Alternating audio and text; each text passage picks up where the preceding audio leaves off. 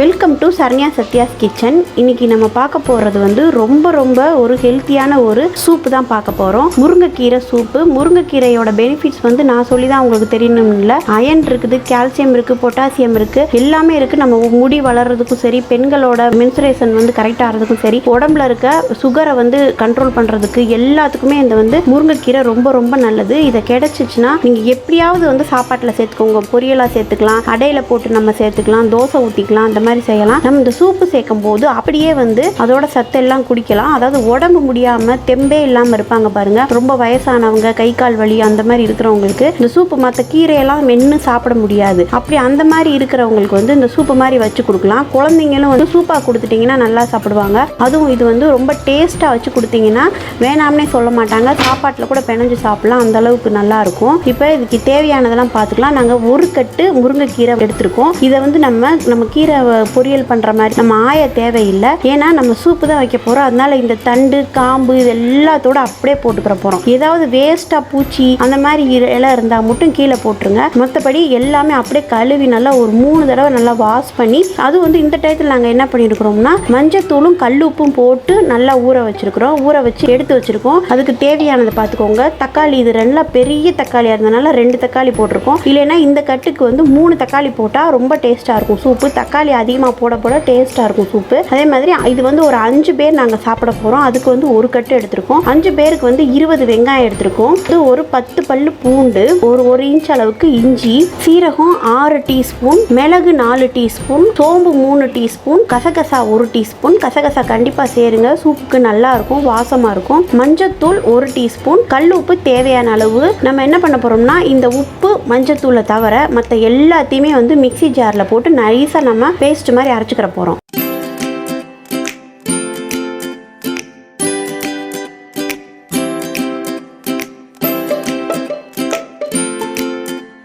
இது எல்லாத்தையுமே நல்லா நைஸாக அரைச்சிக்கிறோம். நம்மளுக்கு சூப்புக்கு நல்லா திக்காகவும் கிடைக்கும், டேஸ்ட்டாகவும் இருக்கும். இப்போ அரைச்சாச்சு பார்த்தீங்களா, நல்லா இந்த அளவுக்கு அரைச்சிக்கோங்க.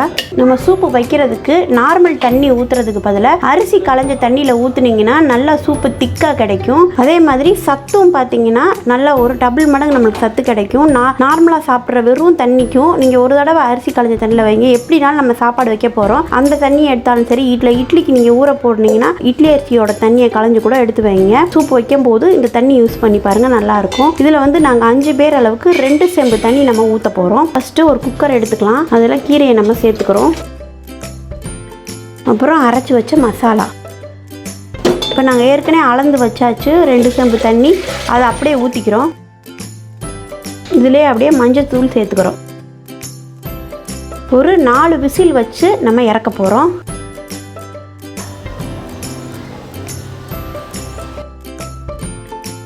இப்போ சூப்பு வந்து நம்மளுக்கு நல்லா ரெடி ஆயிடுச்சு. இதுலேயே வந்து நம்மளுக்கு கீரை நல்லா வெந்துடும். இதில் ஒன்றும் இருக்காது. நம்ம இப்போ வடிக்கும் போதே பார்த்தீங்கன்னா நல்லா வெந்துடும்.